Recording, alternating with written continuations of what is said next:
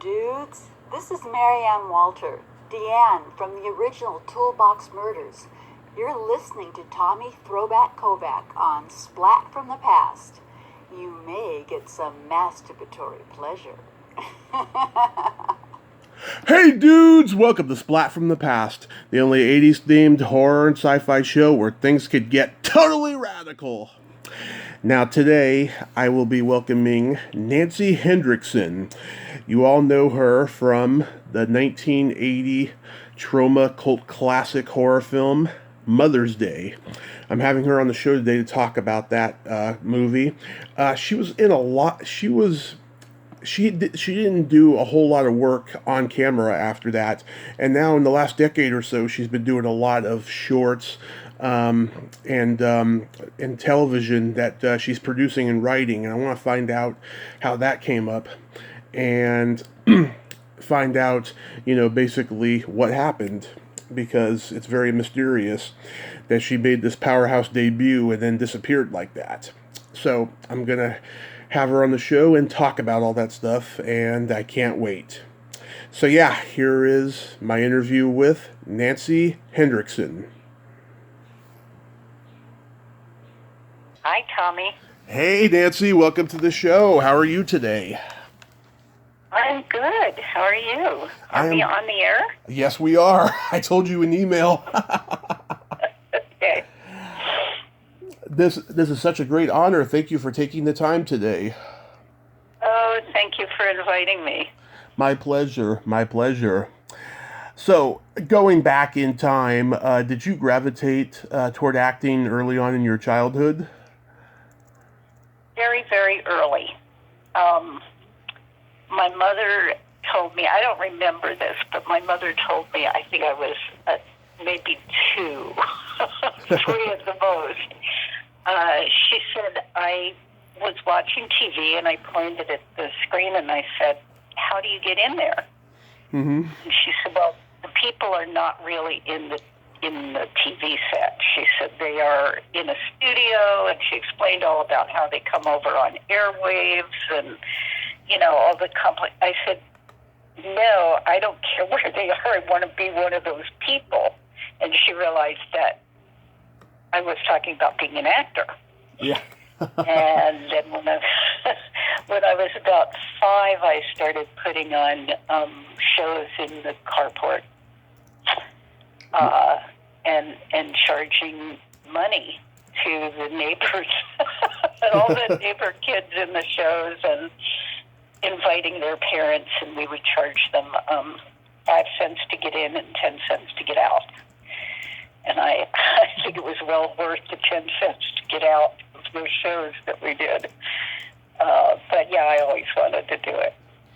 Yeah. Did you go to the movies a lot as a kid and idolize certain people? I did. My parents went to the movies and took me pretty much every Friday night.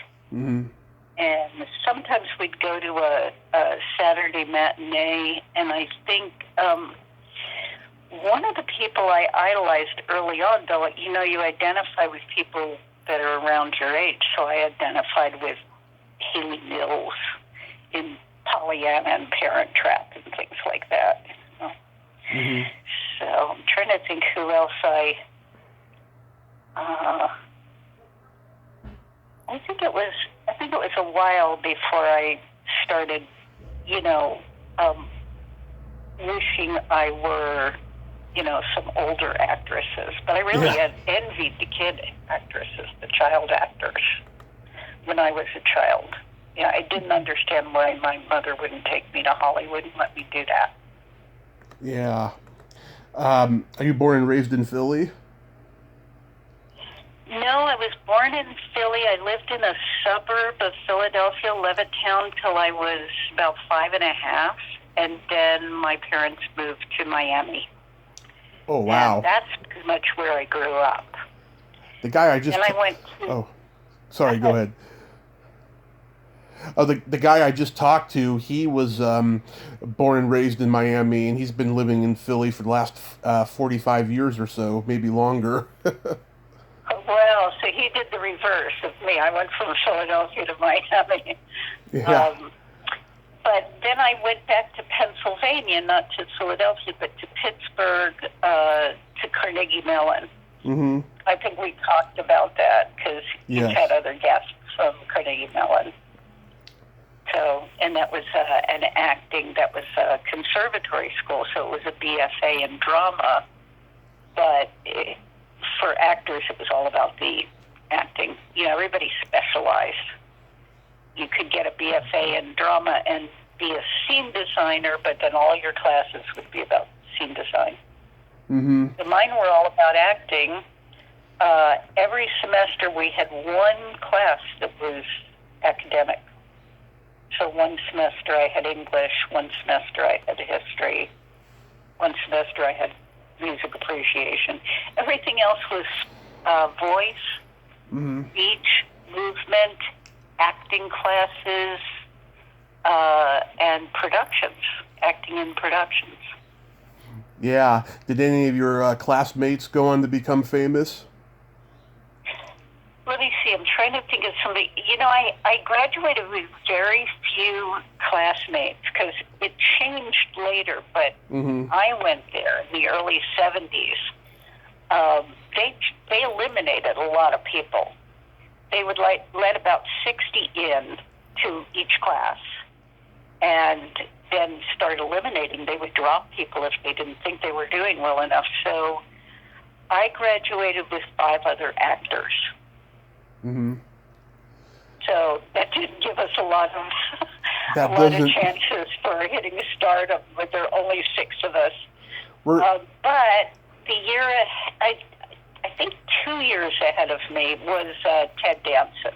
Yes, I know Ted Danson was there. Also Tom Savini and Michael McKean and David Lander, who played Lenny and Squiggy on Laverne and Shirley. Right, and Charlie Haid and Holly Hunter. Yeah. And Sherry Belafonte. Wells, ER. Yeah. What? Sherry Belafonte. Oh, you know who was in my class? No, he was in the class behind me. He was just like a year below me, and it wasn't in acting. I think he was a playwriting or directing student, but Mark Frost, who was the creator of Twin Peaks. Yes. Yeah. I didn't realize he was the creator of Twin Peaks. I thought David Lynch was. Well, I think it was his baby, and then they did a lot of the writing together. But I think it was Mark's idea. That is interesting, yeah. So from there, did you go to New York? Yes, I did. As soon as I graduated. Well, when I graduated, I went first to the Great Lakes Shakespeare Festival in Cleveland for the summer. And then in the fall, I went to New York and did a lot of, equity waiver theater, and we call it out here in California, we call it equity waiver. In New York, we called it showcases. Right. And I did some bit parts on soap operas, and I did commercials, and then, of course, Mother's Day. Mm-hmm. And a lot of plays. So I joined all 3 unions. And then when I moved to California, I got out of the business for a while. And when I got back in, it's been as a writer-director. Yeah, I'm going to ask you about all of that. A lot of teaching. Yeah. But when you were in New York, though, did you have any prominent teachers? No, they always told us at CMU that you've had your training. Right. You're ready to work. Go to work. They didn't particularly want anybody applying to Yale, which was graduate school. We were an undergraduate department. Mm-hmm. And they said, whatever you would get at Yale, you're getting right now here. And we'll just get you out to work that much earlier. I don't know if maybe they didn't want the graduates going around saying they were Yale graduates instead of CMU graduates, but so I went and, and tried to get work. But I know that Ted Danson, Mm-hmm. He got a teacher, which I think looking back, was really smart, especially for one so young. He got an acting teacher, and the acting teacher said, I will only take you on if you don't go to any auditions or do any acting work professionally for 2 years. Now, see, I never would have done that. Yeah. Most of the people I graduated with, and, the classes a little before and a little after me, we wouldn't have, But he did. He wanted this teacher so much that he was willing to do that. And I think it really paid off for him, Yeah. I mean, you look at it, he's the one that probably became the biggest deal. Yeah. So I guess that was the right choice. Yeah. And he felt he got a lot out of it. If he hadn't, he wouldn't have stayed the 2 years. So I think got a good education at CMU. Mm-hmm. And there was some variety to it because there were teachers that taught, what you'd call more method, and there were other teachers that taught more technical acting. Mm-hmm.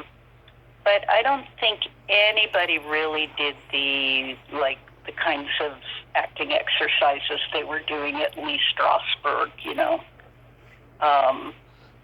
and Lee Strasberg Studio graduated a lot of very famous people. But we weren't doing the in-depth emotional stuff. That was not part of our curriculum. And I think that's what Ted was getting from this teacher. Mm-hmm. Yeah, it was a magical time to be in New York, acting, from what I've been told at that time. I mean, did you feel that as well? I don't know if it was a magical time for that, but it certainly was a magical time for horror movies. Yeah. Because in even 2 years before we shot Mother's Day, Mm-hmm. horror films just played at drive-ins. Mm-hmm. There weren't all the outlets for movies that there are these days. Mm-hmm. So they played in drive-ins, and they were not well respected at all. They didn't play in indoor movie theaters. So which one was it that was the breakthrough film? It was Halloween, I guess. Well, I'll tell you. Go My dad saw The Exorcist and Texas Chainsaw Massacre both in an actual theater, and it was very rare at that time. But I'm sure Halloween was the breakthrough one, where it was playing in every theater. Exorcist was a major studio film, though. Right. So and it was based on a book. So that's a little different than the horror genre that's kind of low budget and not big stars in it, and Mm-hmm. So The Exorcist is kind of an exception. And I don't know what year Texas Chainsaw Massacre came out. Do you? The following year in '74. Okay. But it kind of exploded after Halloween. Mm-hmm. And suddenly you had tons of horror films. You had When a Stranger Calls and a lot of little ones that are not very memorable now. But they were popular at the time. Right. And so when we were shooting Mother's Day, they were shooting the very first Friday the 13th down the road from us at the same time. So we would go in the same bars in our day off, but different days off. So I never met any of them during the shooting, but they were about 3 miles from us. And then Friday the 13th got a distributor first before Mother's Day did. Mm-hmm. And it made a big hit. So, I mean, I think in a way we were lucky because everybody was looking for the next horror film. So we opened in 70 theaters in the New York area. Wow. So we went, I mean, just in a few years' time, you know, despite the exceptions you mentioned, it was, in a few years' time, it went from horror movies are relegated to drive-ins to horror movies are playing all over the place. Yeah. And Mother's Day was on a bill with Dress to Kill, which was another horror film, but with Michael Caine. Yep, Brian De Palma. Yeah. So, you know, it got a big release, mostly, I think, because of the timing. Because that's what people were looking at. And I think once that happened, it really opened the floodgates because investors realized they could make so much money back with the horror genre. Right. That they were not afraid to put their money in the way they would have been with a drama or a light comedy or something. They figured, even if it's terrible, we're going to make our money back and then some. Yeah. So it started to be very easy to make money, to get horror films produced. And a lot of people used that as an entree into the business. Yep. Not just the actors. Actors get in any way they can, but for like writers and directors, they went for writing horror films and directing horror films, or writing and directing horror films. Yeah. So before we go further on Mother's Day, I was curious, were you on The Guiding Light?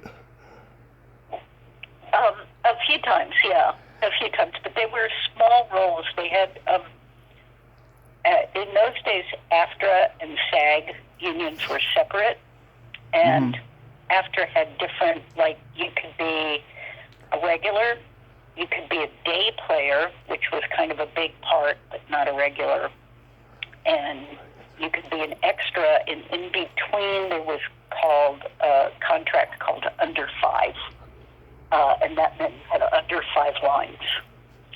And so I did Under 5s on that and on Search for Tomorrow also. Yeah, everyone I talk to says the soap operas are just difficult because you got to memorize 50 pages of dialogue a day and there's no stopping. You have to just keep going or you get fired. That's all I've heard. It's kind of true. And I saw one actress one day when I was working on the soaps. She was a day player, and the director was just, I forget who the director was now, but he was just awful to her. To get her to cry, he totally bullied her. But everything had to be fast. And even the writing was done very fast, and the directing was done on the fly. So the quality was not all that good. And now, of course, most of them have been replaced with reality shows, because reality shows are much cheaper to make. Were you a production assistant on The Clam Digger's Daughter? I was, yes. Yeah, how did that come about? That came about because I moved to New York, and I stayed with a friend in the West Village, and she was on the behind-the-scenes end of the business, so she was getting into editing, and she had a steady gig as an assistant in a commercial editing house, and she said, "You need a job." I got offered this job as production assistant, and I can't take it, but you should take it. And I said, I came out of acting school. We mostly did theater.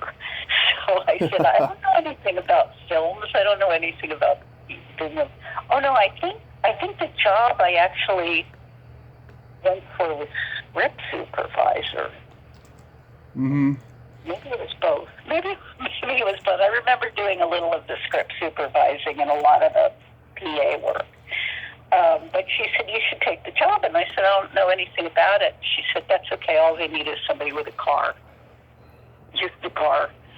So I think you paid $50 a week or something. And it was shot in Gloucester. And that's where I met my first husband. He was the first assistant camera on that film. Mm-hmm. He ended up being the editor of Mother's Day. Huh. So is that how you got in Mother's Day? Sort of, because he was cutting a different picture for Charles Kaufman, who is Lloyd Kaufman's brother. I think you probably know who Lloyd Kaufman is. Troma, yep. Yeah, Troma. So he was cutting another Troma picture for Lloyd's brother Charles, and Charles was casting Mother's Day, or he had cast Mother's Day, and he had the 3 parts cast, and they had done like a couple of days rehearsal, and the girl that was playing Abby dropped out of the cast. Mm-hmm. And he needed somebody quick. And I think he said to Dan, isn't your wife an actress? So I was suddenly, thrust into Mother's Day with the other 2, but we were still in the rehearsal period. It was pretty early on. But yeah, The Clam Digger's Daughter, it was fun shooting on location in Gloucester, and a little bit of a learning experience. Yeah, Troma was probably around about 5 years by that point, and it incidentally became a Troma movie because the other studio went under, right? I don't know. The other production company went out of business or something. That's what I read on IMDb. Oh, well, you know more about it than I do. Is Charles just as nuts as Lloyd is?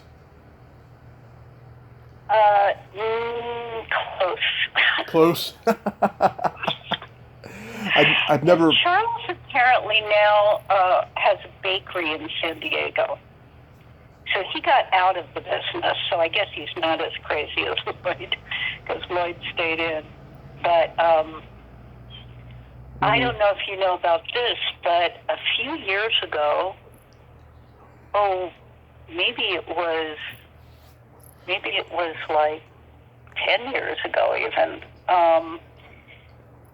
Eli Roth got the last 35 millimeter print of Mother's Day, borrowed it from Lloyd Kaufman, and showed it at the New Beverly, which is Quentin Tarantino's theater. Yep.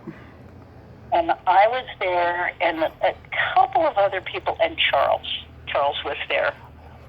And I hadn't seen him in, I don't know how many years, since I left New York, certainly.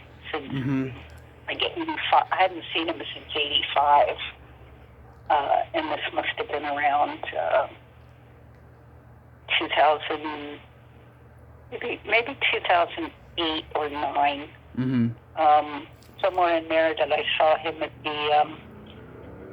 at the New Beverly, and we got caught up a little bit. But he's been out of the business for years. But their sister, Susan Kaufman, is a pretty big deal production designer. Huh, I didn't know he had a sister. Wow. Yeah, and Susan did the production design for Mother's Day. That was like one of her very, very early gigs.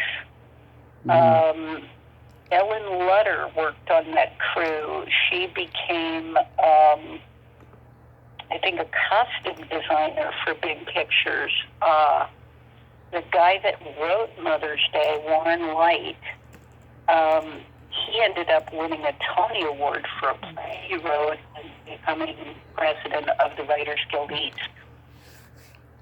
Huh, that's interesting. Did everyone get along on this movie?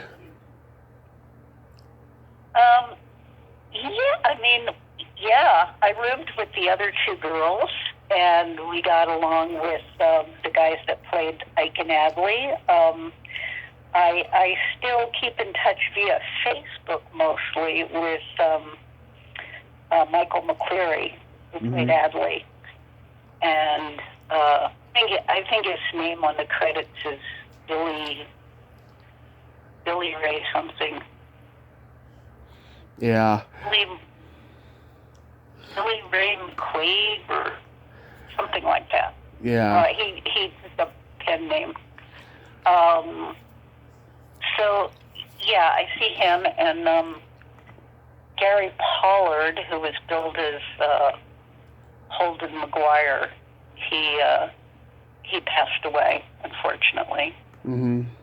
Deanna Pierce I see on Facebook once in a while.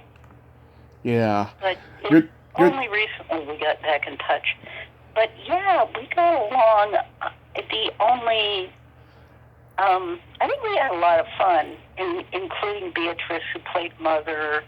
Yeah. And the writer, and the people on the crew. It was generally a happy set. The first assistant camera got fired and replaced.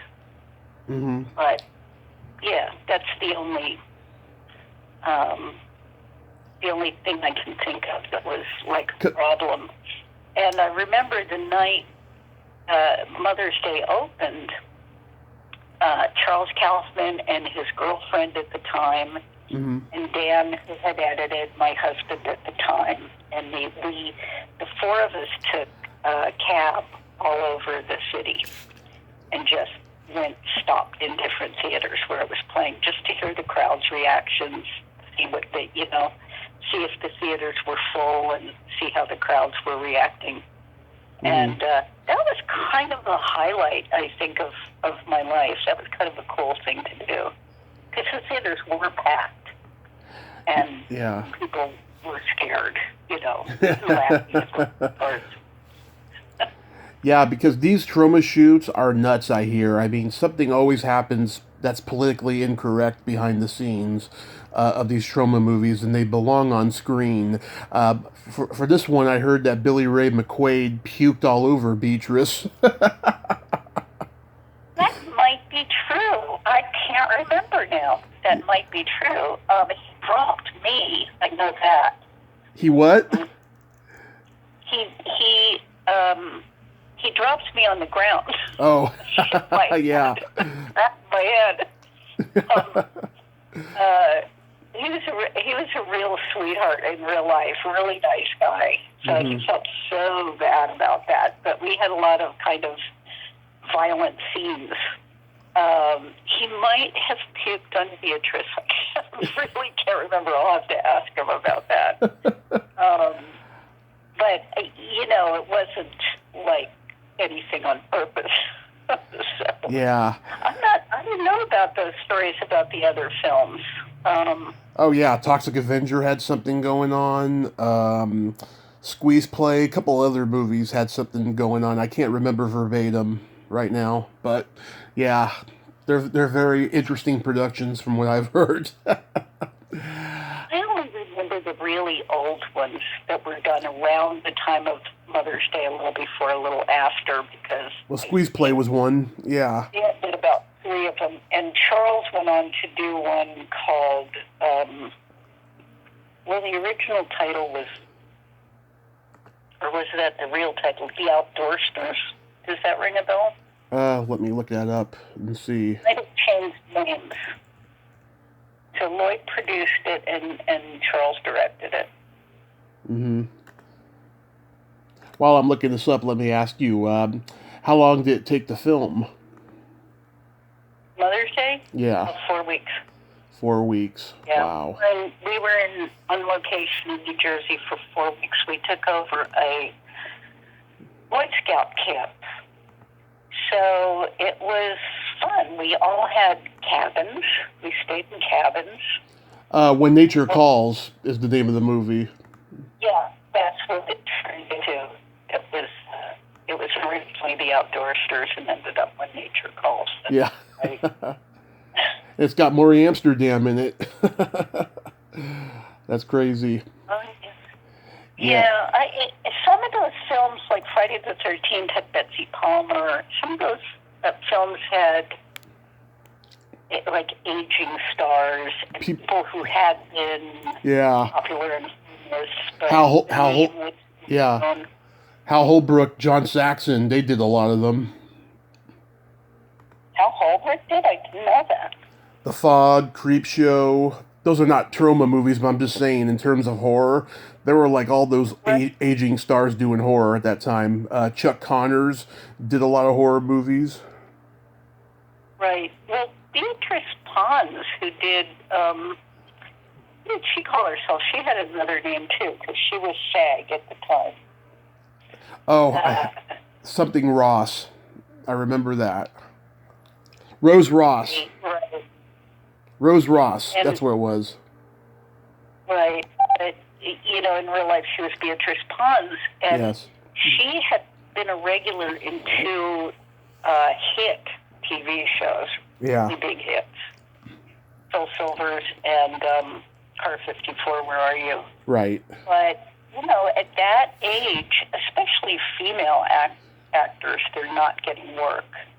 Once they're over 40, they're not getting much work. Mm-hmm. So, so she was happy to do it, and I think Charles took her to London when he went to pick up an award, Mother's Day one there for black humor. Yeah, I just love her performance in the movie is great. How sadistic and sociopathic she looks when she's strangling her daughter. It's brilliant. And I remember too in the movie you had pink underwear on and you wore glasses. Yes. I did not wear glasses in real life. Yeah. And I think Charles wanted to do a scene where we were all swimming topless. And, of course, since my husband at the time was working on the film, he had it put in the contract that I could not be topless. So I had a T-shirt on instead. T-shirt and underwear. Mm-hmm. Yeah. I thought you were just so adorable. You had those dimples, Oh, thank you. Absolutely. I still get calls once in a while because it kind of became a cult classic. Yeah. And I'll get emails or people on Facebook wanting to friend me, but I got a stalker once. Mm-hmm. And I think I'm old enough to be his mother. But the image, that's true, but the image he had of me in his head was from Mother's Day. Yeah. And he said he watched it like over and over. I don't know how many times he said he watched it. Mm-hmm. He probably masturbated to it too. That's what I was afraid of. Yeah. Yeah. Yeah, it was kind of creepy. And then he started asking me about physical things. He started getting personal. Oh. I tried to gently just put him off at first and say, that was 30 years ago or whatever. But yeah, I finally had to just block him and unfriend him because he wasn't stopping. Yeah, those guys, they come out of the woodwork. I get them too. In terms of how can I be on your podcast? Why don't you get so and so? Can I get so and so's number? I get that all the time, and it creeps me out. Do you mostly focus on horror movies from the 80s or all kinds of movies? In the beginning, it was horror and sci-fi, and then because I had no following in 2017 when I started, I couldn't get horror or sci-fi people for a while, so I just started focusing on everything. And I interview rock musicians, porn stars, comedians, everybody now. And the show is still very rooted in horror and sci-fi. During the month of October, it's mostly horror. So, yeah. That makes sense. Yeah. So did you know that Friday the 13th had just been filmed in those locations you were at? We knew, no, it was filming at the same time. Oh, it was a simultaneous filming. Yep. Okay. Yeah, they were there at least 3 weeks while we were there. And we knew they were there, but of course we were working 12-hour days and they're working 12-hour days. So, like, it was a small town in New Jersey, so it had, like, one bar that I recall. Maybe it had more, but there was one bar decent enough to hang out at on your day off. And the actors would go, and some of the crew, we would go down there, and they would tell us, the people that worked there would tell us about the Friday the 13th people because they were coming in on a different day off. Yeah. And we all signed, they had, I think it was or something overhead. And everybody that came into that bar signed. So if the bar still exists, if you went back there, you would see signatures from all the actors in Mother's Day and all the actors. Mm-hmm. But it got picked up, I think they got picked up at Paramount, if I'm not mistaken. Yes, Friday the 13th was Paramount for the first 8 movies, and then New Line bought the series and threw it down the toilet pretty much. They got really, really bad. My ex ended up cutting part 5. Oh, I love part 5. I've talked to maybe 4 people. I've talked to 4 people from part 5. Really? Yeah. Love part 5. Well, yeah, anyway, it was Paramount, and I think it was, we were a little nervous because we hadn't gotten distribution yet, but I think it helped because it was out there and it was such a big hit. You know, people were looking for something like it. Mm-hmm. Another horror film. Yeah. So after that movie, why did you get out of the business for a while? It was when I moved to California. I was doing commercials in New York, and when we got divorced, we moved out here, but separated really quickly. And I got out of the business for a while because I was a single mom. And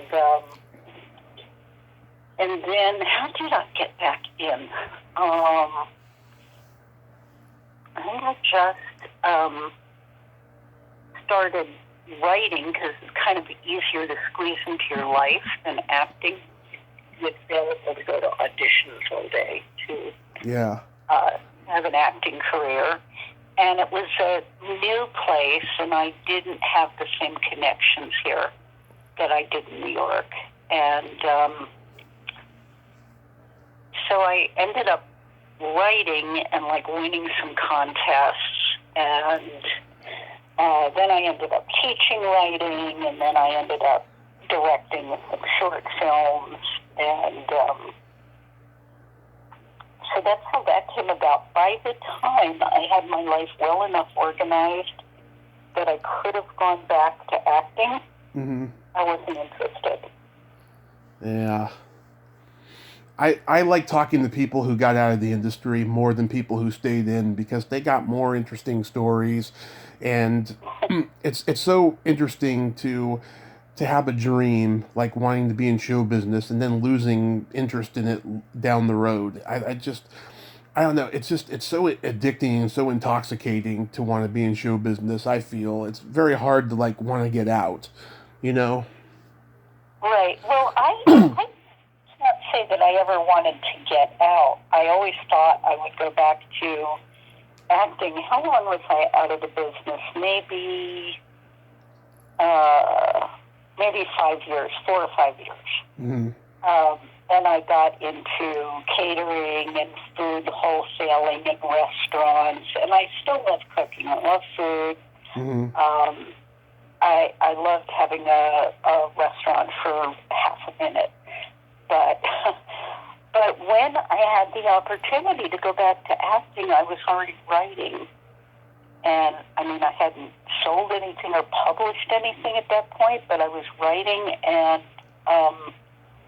I thought, I don't really want to spend my day at auditions. You have to do so many auditions to get one job. Right. And you spend much more time auditioning than you do actually acting. Yes. Unless you're a star, you know. Yeah. And I thought, I would rather be writing than auditioning, and I felt like it was more creative for me because instead of just playing one character, I was creating all the characters. Right. So I was playing them all in my head, you know. So I really liked writing so much. I just, you know, I went inactive in the unions, and now I'm in the WGA, but I went inactive in SAG, in the AFTRA and Equity. And just focused on the writing, and the first gig I got as a writer was doing promos for the Disney Channel. Oh, nice. Yeah. And, I probably saw you. All the 80s TV stars, because this was like in the early 90s. Yeah. That's when I got the Disney Channel. I probably saw you and didn't even realize it. Well, yeah, they would do these minute-and-a-half promos on other channels to get people to buy the Disney Channel. Mm-hmm. And they got, like, Alan Thicke. I can't remember what show he was on. Family... Is it Family Ties? Growing Pains. Alan Thicke? Growing Pains. Growing Pains. Okay.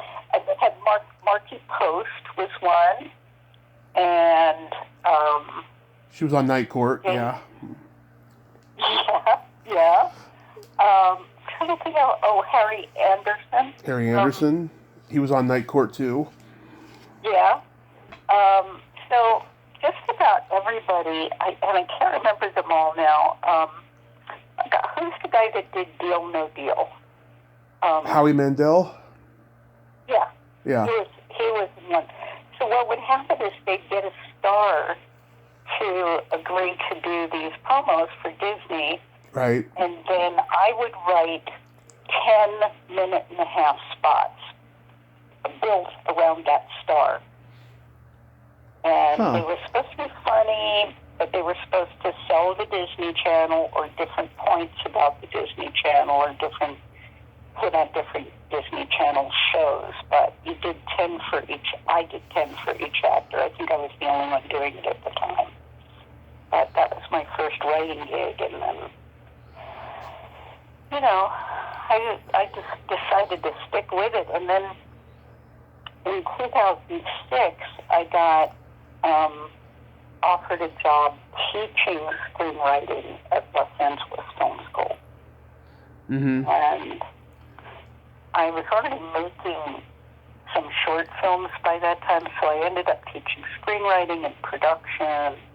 Then I taught at New York Film Academy. Now I teach at Cal State University. And I have a web series. Mm-hmm. I don't know if you knew that in your research. You seem to know everything about everybody. But the web series is on YouTube. Are you talking about Boomers? Yeah, Boomers. Yes, I know Barry Pearl. He's been on the show. Uh-huh. And exactly. Mike Genovese was on that show. I would love to interview him. I don't know how to get in touch with him. Well, I could ask him if he's interested. I wouldn't want to just give you his. Yeah, I don't want anyone giving me their I don't want anyone giving me the info. Yeah, I would prefer if they asked. Yeah. Right, but we just recut it into, instead of the little 6 to 10 minute webisodes, mm-hmm. It's now like 3 episodes of like sitcom, like 30 minutes. Mm-hmm. And it'll be on Vimeo on demand or Vimeo pay-per-view or something tomorrow. And then, fingers crossed, in about 6 weeks it'll be on Amazon Prime. Nice. And it'll be, nice. Subtitled in German and Spanish now, so it'll be all over. And you've written and produced shorts like The Healing and Shadows and Light. And where do you get inspiration to write shorts, and what do you look for in a good short? Not quite clear on what you're asking. What do I look for when I'm writing one, or? Okay. Like, where do you get inspiration from when you write a short? Oh, well, same place you would get inspiration, I guess, to write a feature or anything else. It's usually something that happened to you, or something you read about, or something you've been thinking about, that just kind of rattles around in your head. Sometimes it's more of a setting you're interested in pursuing. Like, I think when I did Weekend Encounter, I had been taking tango lessons. Yeah. And there was something that really intrigued me about that world of people who took tango lessons. So I did a short about that. A couple of them, in fact, Weekend Encounter was one. Weekend Encounter was really a product of just getting the goods to shoot the film. It was like, if you have a script, you can shoot it. So I wrote a script really fast so that I could shoot it. That was when I first started working at LA Film School, and they were trying to get the teachers to do projects, to bring in pros, to bring in professional cinematographers and editors and producers, and let the students be the lower level production people, the PAs and assistants, so that they can learn from pros. And in exchange for bringing in the professionals and doing a shoot with the students working on it. So it was like a little bit teaching, mostly filmmaking, and a lot of it they're watching because they're learning because they're watching and they're doing. But you have to stop and explain things once in a while. And in exchange for that, they gave me locations of the school's equipment, and some money for the production. So they said, "Do you have a script?" And I was like, "I'll get one." I'd already made The Healing. I hadn't made Shadows and Light yet. But that was how that came about, was just having the opportunity to do it. Nice. And it was kind of similar with the Healing. When digital came in, back when I was young and doing Mother's Day and married to an editor, we would like to do our own films, but it was pretty much only 35 and 16 millimeter. And it took a ton of money to make a film, so not many people got the opportunity. Yeah.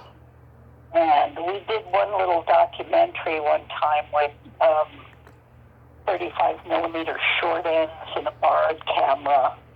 Yeah. But these, when digital film came in and became a thing, I thought, how lucky are these young people that they can just go out and make a film, and if it's good, it plays a festival, and So I got interested, and I started taking filmmaking classes.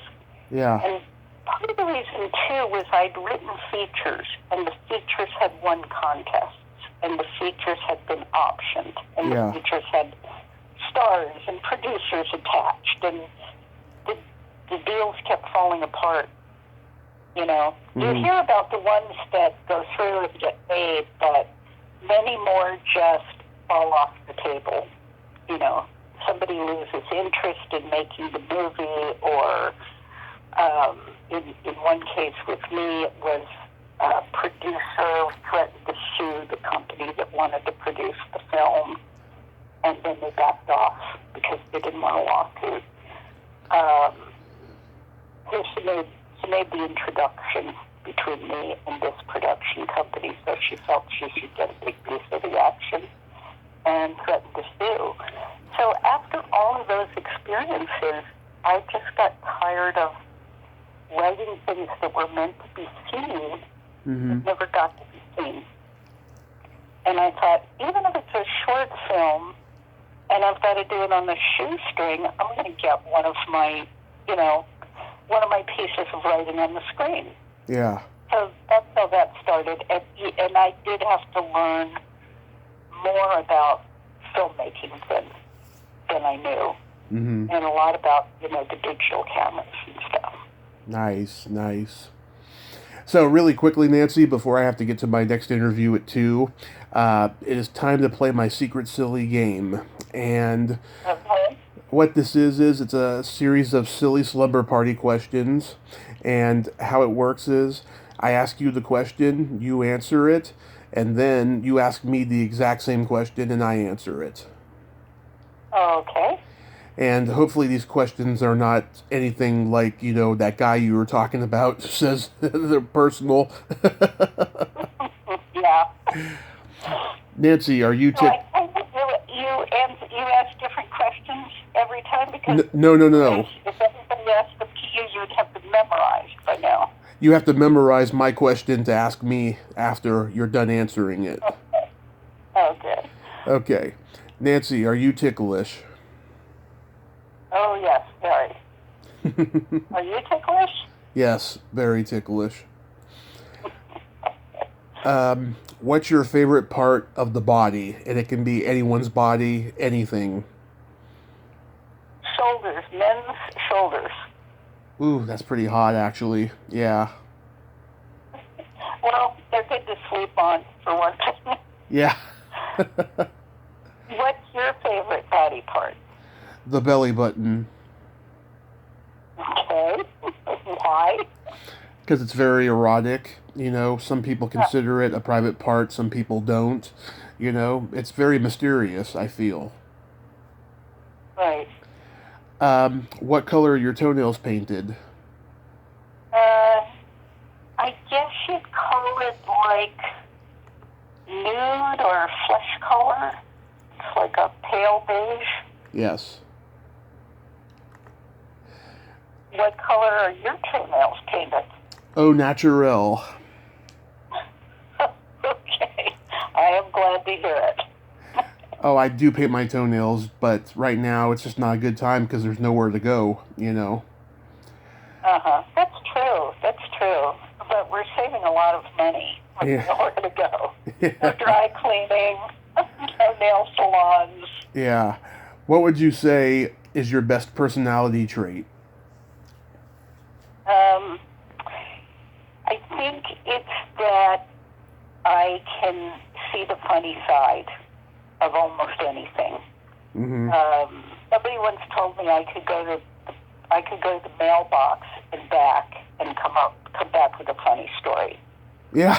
And years before I started writing, people were saying, "Oh, you should be a writer." So, I would say that's my best, is being able to turn things that might be a sob story into something ridiculous.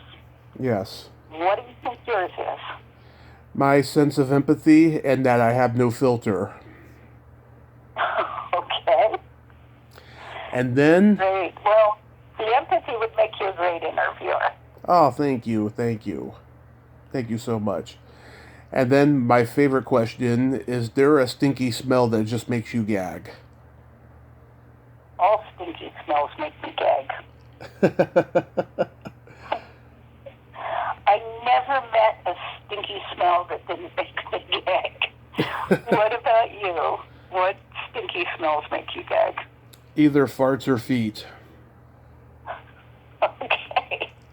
I will bear that in mind if I ever meet you in person. What? I said, I'll bear that in mind if I ever meet you in person.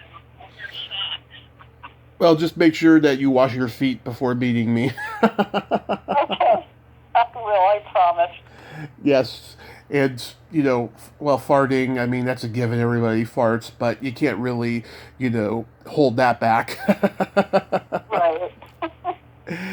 Well, Nancy, I thank you so much for coming on today, and I hope your show Boomers does very well, and that you guys can get back to filming after all this craziness is over.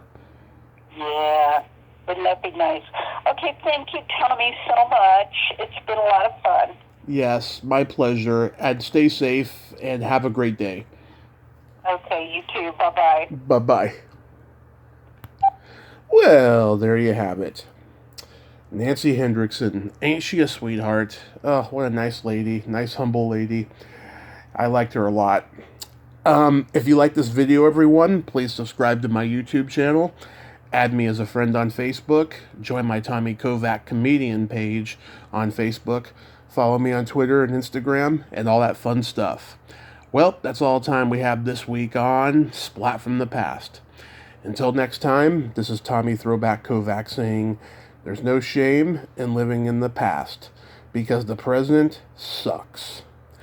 Later, dudes.